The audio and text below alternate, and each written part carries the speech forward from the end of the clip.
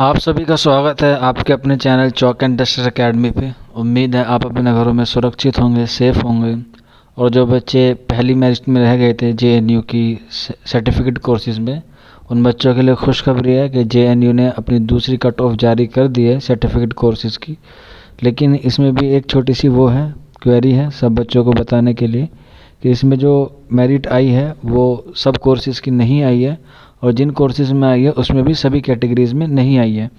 तो मोस्टली आप देख सकते हैं इसमें इंडोनेशिया है, मंगोलिया है, पश्तो है, संस्कृत है और उर्दू है और आपका वैदिक कल्चर है। इन 4-5 कोर्सेज़ में क्या आई है, सिर्फ कट ऑफ आई है। और इसमें भी कुछ कुछ कैटेगरीज आई है, ज़्यादातर जनरल में आई है, एससी में आई है, एसटी में कोई नहीं आई है, पीडब्ल्यूडी में भी नहीं आई है, और ओबीसी में भी 2 कोर्सेज़ में आई है, और ईडब्ल्यूएस में 1 कोर्सेज़ में आई है।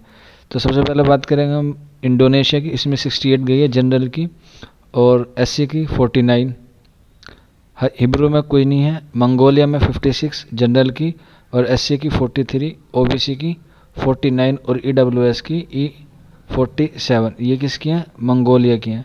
पाली में कोई नहीं है, पश्तो में 1 है 62, सिर्फ जनरल की है। संस्कृत में 78 और उर्दू में 65, और एससी उर्दू में ही एससी की आई है 47 और ओबीसी की 52। वैदिक कल्चर की आई है 75 जनरल की, और एससी की है उसमें 53। ये कोर्सेज में आई है। इन कैटेगरीज में क्या आई है, इनकी कट ऑफ आई है। तो जिन बच्चों का सिलेक्शन हुआ है उन बच्चों के लिए हमारे चॉक एंड डस्टर एकेडमी की टीम की तरफ से बहुत बहुत हार्दिक बधाई।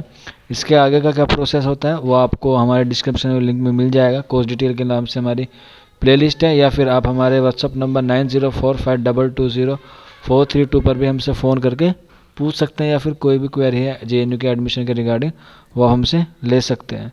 शुक्रिया फॉर वॉचिंग दिस वीडियो।